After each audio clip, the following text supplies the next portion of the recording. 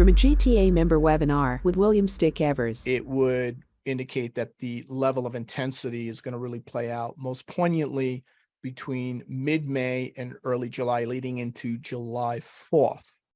Now, remember I talked about that major power plays, people who want to consolidate power, who basically decide policy behind closed doors, people who are at the elite that operate. Jupiter-Pluto would indicate plutocracy. It would indicate an element of what we would call the shadow government, or shadow elements that are operative in all governments, even in true democracies, if there's such a thing anymore. And what do we see happening today, which a lot of astrologers missed? In fact, I didn't see anybody out there on Facebook, and including the too smart to fail astrologers on Twitter, put anything out there about the Jupiter-Pluto alignment correlating with the 69th Bilderberg meeting starting this morning in Lisbon, Portugal. And for those of you who don't know, the Bilderberg meeting is an annual conference that's held by an elite that is invited to foster dialogue between leaders, both within government and outside government, and government actors and non-state actors, between Europe and North America, although there's many, many people throughout the world that are invited to take part in the meeting. About 2/3 of the participants come from Europe and the rest come from North America, approximately 1/4 from politics and government, and the rest from other fields. So it is a forum, it's a forum where they have secret meetings that have been held since 1954 for informal discussions, so-called informal discussions about major issues. And the meetings are held under the Chatham House rule, which states that participants are free to use the information received, but neither the identity nor the affiliation of the speakers nor any other participants may be revealed. So there's a number of important topics of these 130 participants from 23 countries. I have the list. I got the list this morning. They finally revealed that list. They used to keep it secret, and now they reveal it. And it is it's quite a long list. I'm not going to read through it. But it's very interesting who got invited. And there's some very important topics they plan to be discussing. Now, we just covered Jupiter-Pluto. I want you to keep in mind, right? We see Pluto here in Aquarius, making an exact square to Jupiter that just ingressed the past day or two into Taurus.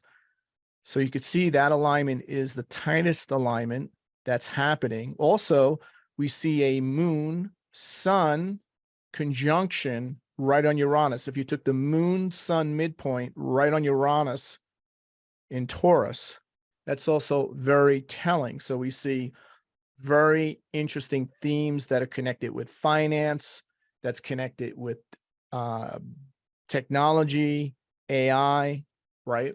And it's also very much connected with alternative energy systems, energy transition.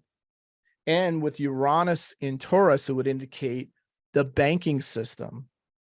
So one of the subjects will be the banking system, and particularly digital currencies, AI, CBDCs, and all the different regulatory challenges that the centralized fractional reserve lending system and banking system using fiat currencies are going to be challenged with over the forthcoming year. The other big discussion is China and China's situation, economic influence, its relations with other countries, particularly the United States, and its expanding digital economy, the energy transition. So Jupiter-Pluto is very much to do with businesses like the petroleum industry.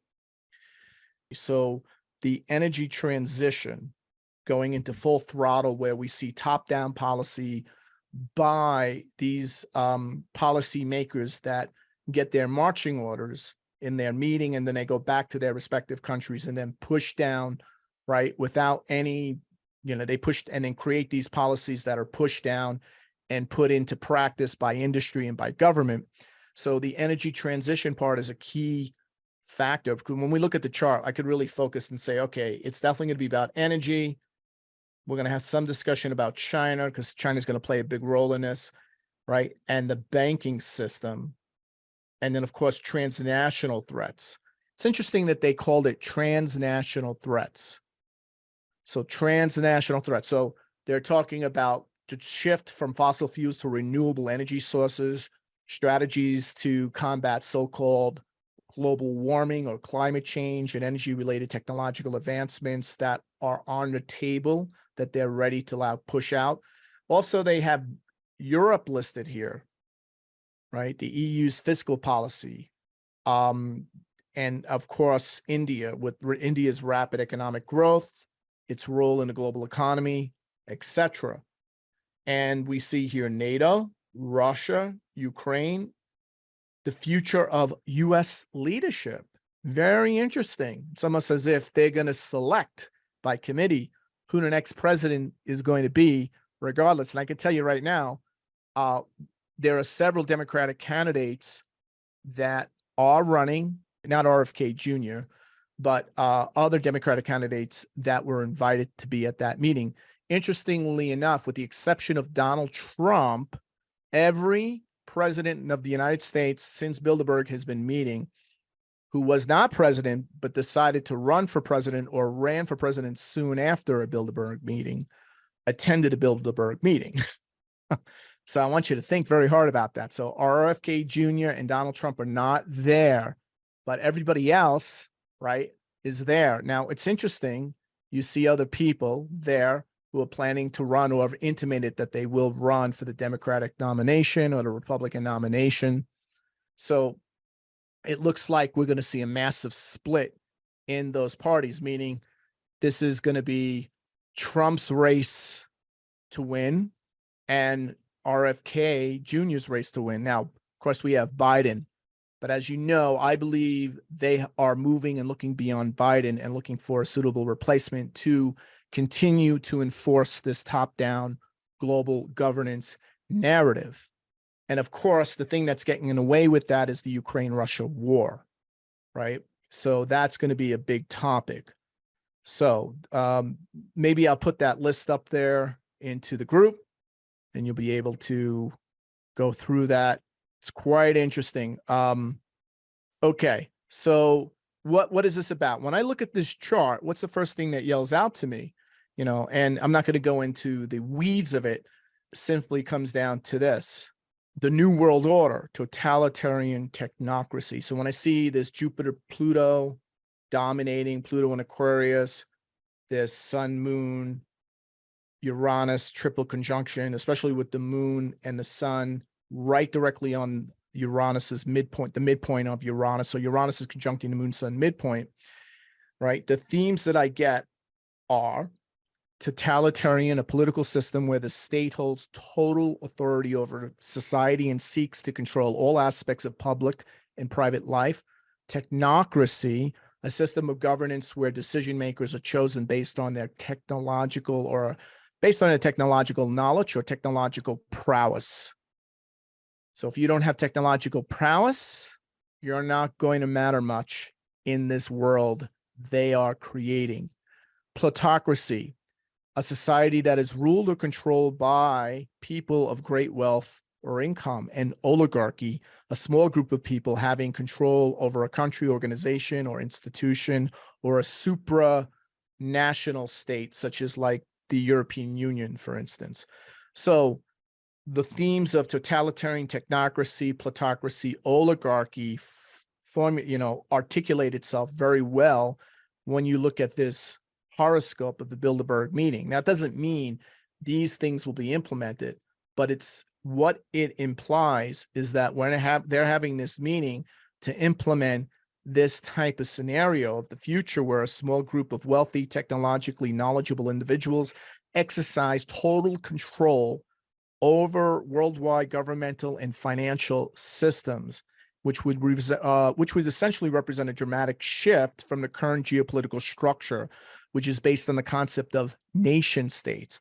So the goal from what I'm seeing in this meeting, is to basically implement a demolition plan on the current nation states, the nation states that these people attending the meeting are representing. So the traditional divisions of countries and nationalities will become less and less relevant, replaced by a uniform set of rules and systems managed by centrally technocratic oligarchy. Again, managed by a centrally technocratic oligarchy. I mean, there's a number of challenges: political, economic, cultural, human psychology. This transition will be far from smooth, but they are moving forward with it. And, you know, it's looking at governance and decision-making, right? Where we see technocratic oligarchs making decision, where we see wealth and power distribution, given the plutocratic nature of the system, wealth and power could be even more concentrated than it is today. And this could exacerbate the ongoing social inequalities, wealth inequalities, leading to widespread discontent. You would think we've already hit that, especially in Europe and in Britain, but people have been completely pacified, taking their daily blue pill, right, from the BBC or CNN in the United States. And as a totalitarian regime, this government or this global government in hidden in plain sight, meaning you'll have the name United States, you'll have the name United Kingdom, you'll have the name European Union, but they'll be the main operating forces hidden in plain sight that will have immense surveillance capabilities, and they will control your money, programmable money, with the CBDC. So personal freedoms will be drastically curtailed, leading to an Orwellian level of control over citizens' lives. And such a world order would likely face resistance. So they have to implement digital ID in order to implement this freedom and privacy. So that's the other issue. You cannot have a CBDC, right, unless you have a digital ID. And I'm not talking about the federated driver's license that you have. This goes beyond that, and this will be connected to your social credit score, your financial credit score, your academic credit score, your professional credit score, all of these different data sets that will be tied into their proprietary AI system. So this is what they're working on. I'm not saying to you, I'm not trying to scare everybody here and say, oh, this is what's absolutely going to happen, because if that was the case, right, we wouldn't need to be looking at the astrology. But it looks like unless we resist this, we stop this, we stop voting for the same guy any party nominates, regardless, unless we do something, all right, this is the world we are going to have, and it's not going to be 40 years away. We're talking over the next 4 to 8 years, max, between now and 2032, based on the astrology at least. So we're speculating on this type of dystopian future.